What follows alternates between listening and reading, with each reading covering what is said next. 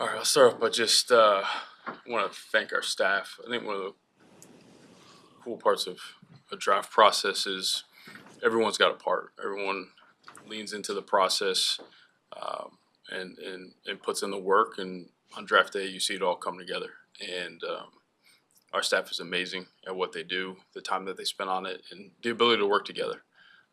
We found great alignment, and that created a lot of good clarity, which resulted in a good draft. And I know we got better as a football team. We added competition, and usually when you add competition, good things happen. So I don't know if you have anything to say, but Yeah, I just piggyback on it. I couldn't be more pleased with Ryan and his crew.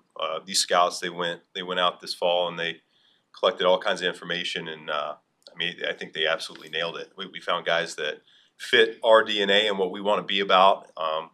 We found it round 1 through round 6 there, our last pick, and even in some of these guys we're picking up right now, I think we're still finding our type of guys. So that was important for us, and you would hope from year 1 to year 2 with this coaching staff and the personnel department, we're so much further along than we were a year ago at this time. So that's what's encouraging to me and Ryan, and really look forward to seeing these guys hit the grass here in a couple weeks. I was gonna say, how much significant roster change since January? Where do you see improvement? Where do you sense the football team's gotten better since last season ended? Well, I'm going to start with continuity with the coaching staff, because I really do think the ability for us, a group of guys, a lot of which we hadn't coached together before, looking to unify that vision and bring it to life the way that we did last fall. We're going to be so much better off having gone through the cut-ups. I know we've really refined and made it a big effort here this springtime already to get the fundamentals, the techniques to another level in terms of how we're teaching it and how we're coaching it. And so I think it really starts there, at least from my lens. I think we'll be better teachers of not only the scheme, but also just the vision of what we want our brand of football to look like. And so in terms of the personnel side, the roster, I think we have, just like Ryan said, created competition really across the board. And I really expect some of these young players that we already had in the program to take a huge jump from year 1 to year 2 of this coaching staff.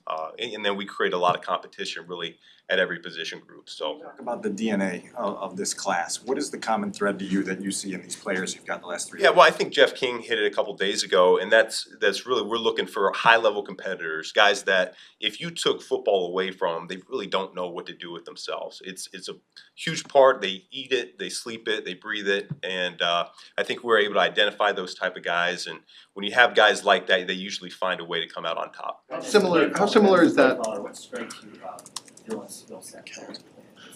At safety, well, that's what you kind of from being an offensive guy. It's rare that you see a safety as a guy that you really worry about, and yet it was pretty quickly that you could turn on his tape and realize he's always around the football. He's got a knack for the football. He's a great tackler, and when he does it with violence. And so, to me, his style of play showed up. I thought Oregon did a great job putting him in a position to succeed, and he really thrived in that system. And it goes back to his Purdue days as well. I mean, he just, for 3 straight years, high-level production, and then when you combine that with the athlete that he is, the football IQ, to us it was a no-brainer when he was there. But I really do think he's going to be a guy that one of those rare safety types that coordinators are going to have to account for. And given how much is on a center's plate in the NFL, particularly in your offense, what's the benefit here for Logan getting to come in, maybe learn for a while under Garrett, maybe take his time before he becomes a starter? Yeah, well, I think we were really smitten with Logan throughout the process. Dan Roshar, Kyle Devan, they went out and went to several places this springtime to make sure we could identify the guys that we felt really good about, and obviously Logan was at the top of the list for us. And so we felt convicted as a staff, coaching staff and personnel side, that he was our guy.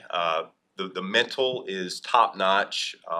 We saw all the traits that we're looking for, whether it's the run game or in pass pro, and we brought him in for a top 30, and I think that's when it really solidified it for us that, yeah, he's got the makeup. The guys at Iowa were raving about him, and then just the next level in terms of football IQ as well. So I think none of us have any qualms that he'll be able to download the information, and once again, it's just another spot that we'll have high level competition at. Coach, you draft a potential future center. You draft a tight end who has a specific role in your system. You draft a kick returner and maybe a third, fourth, fifth type of receiver, guy, the type of player. Is that indicative of you knowing exactly the types of pieces that you can use for certain particular roles in your offense? And then Ryan, if I can ask this of you as well, is that a different place to be in terms of roster building, to be at a space where you can use draft capital on specific types of pieces for specific roles on the team? Well, yeah, there's certainly things going into the offseason. Once again, Ryan did a great job through free agency, making sure that we patched any major holes so that we could go into this draft and feel like we could take the guys however the board laid out. And, the one thing I do feel pretty confident about is this is what, you feel good about. Just tight end position, for example. You got Colston Loveland, who you love. You got Cole Kmet, who you love. Well, we're really targeted at that third tight end spot. What does it look like? What do we value the most? And so what is most appealing to us might not be most appealing to the next guy. Same thing with the wide receiver discussion that you're talking about. What's most appealing for us? And as we fill out that room, knowing that Rome and Luther are big components of it, we want to find guys that help complement the skill sets. And like I said, the non-negotiable is be the type of players that we want to be, and so that we can bring the vision of the football to life. General Ryan, I'm sorry. Can I get a response from Ryan on the second part of that question? I think the biggest thing is just our communication and the communication with the front office and the coaching staff. As we're watching these players and handing that off to our coaches, we're talking about how are we going to use this player in our system? How would you use them? Where can we emphasize their strengths of their game? So we talk about that a lot, and that goes into the draft. So we have clarity in terms of how that player is going to come in and impact our team. Ben, how is it for you to be in this position as the offensive play caller and have so much direct input into the players being picked compared to before when you were with Detroit? But now you have such a big voice in the room that you're getting to really handpick guys that you need for things you want to do. Well, yeah, I think that's any head coach in the NFL. They have a good partnership with the general manager, and what we're looking to do is have a unified vision on how we want to build this football team. And so, just like Brian alluded to, we've got constant communication of what we want this thing to look like, and I do think we're a lot further along, just in terms of our vision and year two here than it was a year ago. So that's what fires me up the most. And what did you learn about in your first year as head coach? What did you learn that helped you focus the DNA, or at least being super clear about the DNA of the kind of player you want? Ryan mentioned the other day that it's just kind of a little more focused than it had been. Well, I think it starts with we know what's currently in our roster, in our locker room more than what we did a year ago. We were still getting to know the players, and so I think once you've figured that piece out, you have your conversations with Coach Hightower and Coach Allen, and how they see it as well, and how we want to shape it, and how we can make it better, how we can make the whole environment just a little bit better. And so I think that's really what goes into it. We know our guys, and so we know what we want to mix in there a little bit more often. With today's picks, give us like a little rundown about how it all came together, and you traded up twice, and maybe what you like about the three defensive guys you got today. Yeah, we were just monitoring, the back end of this draft, and there was names that we were real convicted about. That again, we had clarity on what their role was going to be in terms of their opportunity when they get here. So we were a little bit more aggressive with those names. So with Malik, he's someone that we talked about. Al, Da, and I, we like the way that he covers. We like the play style, and we think there's room for him to continue to improve too. So add competition at quarter room, and we think that he can positively impact us and give us more depth early. And as he grows into something bigger, we'll see how that goes. And then Keyshawn, a player that physical brand of football, has really good size, can run, And then again, his ability both play to play the linebacker position and also help on special teams. You know, Hightower has a huge say in this whole deal too. We want to make sure those guys can perform on special teams, which is going to help them make the active roster, which is important. And then finishing up with Jordan, again, the real cool part of this whole process, you go through, you know, your winter film work, and then you get back from the combine, and then you got some guys that are maybe non-combine guys that do really good at pro day that pop up on your radar.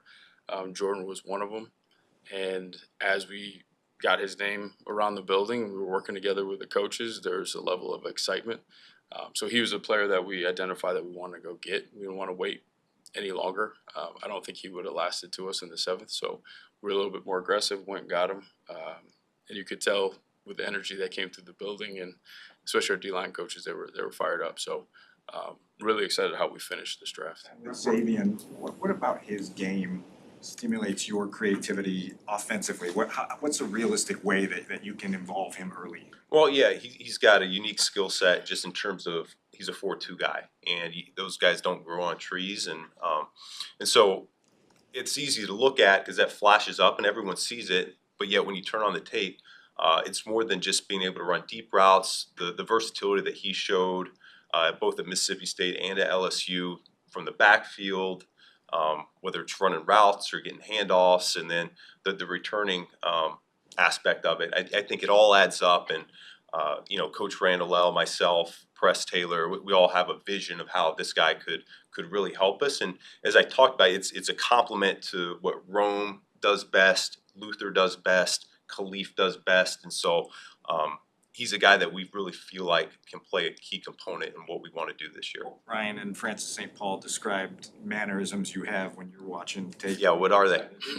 Well, Francis said you do some rocking, and are you aware of the things that you do when you? Well, I mean, we're sitting in the chairs for a long time, so I just gotta shift position. But no, it's weird. I feel like, you know, I'll sit next to Ryan when those scouts are in there, and I almost feel like we can feel each other a little bit, which is unique for a couple guys that really haven't done it together for a very long time yet. And so there's just, I think he and I view players very similarly, and so I'm sure we do kind of feed off each other a little bit. And you and Ryan both were pretty open all offseason about needing pass rush improvement.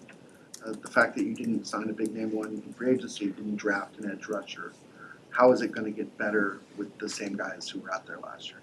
Well, we're certainly going to coach better than what we did a year ago. And like I said before, it starts there. We've made a concerted effort in how we're going to get that done.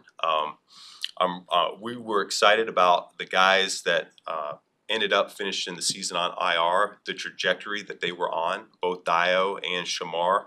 When you look at it from the start of the season to the point where they both got injured, we saw growth and we saw them trend in the right direction in terms of what we want to see on game day. I think Sweat had one of his better years in the NFL. Whether that shows up in the sack total or not, he's a very complete player, both run game and pass game. And I think you saw tremendous growth from Booker when we were finally able to get him back as well. So the combination of us being able to coach better and those guys taking the next step as part of this system, you know, I think we got some pretty good pieces to work with. And on that, Ryan, on that What's front, your strategy at quarterback as far as bringing in young quarterbacks behind Caleb and Tyson? And did you get some scouting intel from Caleb on Miller Moss? Oh, that's out already. Yeah, no, we did really good work. Again, JT and some of our scouts got together and watched, you know, a large stack of quarterbacks and trying to identify ones that could come here and compete and perform.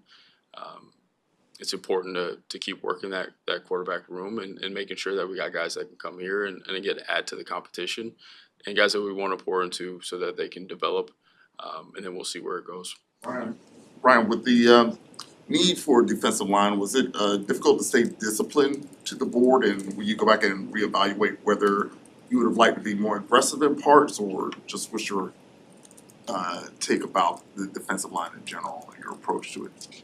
Yeah, I thought we were disciplined. Again, we said this a few times, just following the board and the best player that was available to us. I think one thing that we take real seriously is each year we'll go back and review our process and review the draft and see where we could have done something a little bit different. Learn from that, and then just keep getting better as we go. But I like the approach that we had. Came away with some really good players. And like I've said before, with any position, we're going to stay active, see what opportunities pop up, and if we can improve our football team, we'll do it. Throughout the process, as you're talking about the players that you identify having that competitiveness, what are things you do, whether you're talking to a player or you're talking to Ryan and your scouts, how do you kind of figure out guys that tick the way that you're looking for this locker room? Well, I always think it starts with the tape. And so it doesn't take long. I think normally within the first 20 plays, you kind of see whether those traits show up. And if they don't, then you keep looking. But eventually you kind of make a decision whether you should stop or not. And so I think our guys have done a great job identifying who those guys are. We look at the personal character, the football character, the makeup and all that, and that checks the boxes. And then, fortunately, we're able to get some guys in for top 30s, get to know them a little bit better. The combine's a huge part of that process as well. And like I alluded to before, we sometimes send coaches out to meet with guys individually as well at individual pro days. So I think we do a pretty good job. But it always starts with the tape, in my opinion. I think that's always the number one thing that we should be looking for. And with Roush's tape specifically, what were those things that popped to you? Oh yeah, I mean he's a finisher through the whistle, and I think that showed up on a consistent basis. It didn't matter who he was blocking; could be a big guy, could be a little DB, and he consistently finished through the whistle each and every play. You always love it when you take a player and you get a text message from somebody. One of his coaches at Stanford said he will crush himself to do whatever he can to help the football team, and it just verifies what you all already thought about the player. So I feel good about that one. You said with the defensive line, you expect better results because it'll be coached better this year. What needs to change with the coaching, the approach? Like when you got met up with the coaches this offseason, what did you determine would go in a different direction? How do you get there? Well, it's the deal when you're a first-year staff. Not everything's going to look the way you want it to look, and it didn't matter if it was offense or defense. Fortunately, Coach Hightower had been here, so he had a lot of time on task with a number of guys in his unit. But for us on offense and defense, you look at the self-scout, and it doesn't look the way we want it to look. And so, to me, that's a reflection of coaching. And so we made a concerted effort on both sides of the ball there to make sure that we're going to get it to look more the way that we want it to look. And so that's natural. I mean, I don't think year one, when I was a first-year play caller, did it look the way it looked year 2 or year 3. So that's natural. That's how you get better. We're always striving to improve, and I think the things that we emphasize, we're going to see improvement at. Dan and Pat to close us out. And back to Courtney's earlier question on Logan, whether it's in his rookie season or 2027, what's his path to becoming a starter that can be reliable, the role with all that you put on that position? Yeah, we'll see. We do load guys up, and that was something that we talked about when he was here on the top 30. He knows that center position is, I don't want to say it's unique to what we asked them to do, but I would say we're probably on the higher end in terms of NFL teams and what we ask those guys to be able to handle. And so I know he's up for the challenge. We'll see where he's at when he gets here and how quickly he takes to it. But yeah, you certainly take a player where you take him, and you see a future for him. There's no question about it. I don't know that we've mentioned Caleb Williams' name yet, which might be a record. I did about Miller Moss. Oh, about Miller Moss, okay, we brought up Miller Moss. How do all these pieces fit around Caleb, whether it's a center he can grow with, a tight end that can help protect him and catch passes for him? How do those pieces fit together with a quarterback who you know a lot more about today than you did a year ago today? Yeah, well, I think just for his sake, it's going to give us a lot of flexibility here on offense. We're going to have the ability to go heavy, go 13 personnel, keep a defense in their base structure, or we're going to be able to get a little bit lighter, and we got speed on the outside. So I think it gives him a lot of versatility to work with, and we can dictate some terms to the defense and make sure that we're always attacking. His big goal here is going to be to make sure he can get up to speed with these new pass catchers and continue to refine his chemistry with the guys that we've already had, which he's been working at already all this offseason. The last few weeks, he and I kind of talked about. I think he got all the guys out in California, and so I know he's been working on that. But we'll hit the grass. We got one more week of phase one. We'll hit the grass for phase two, and we'll really be able to hone in on some of those details of where he can get better with his teammates. Awesome, thank you. Thank Thank you guys.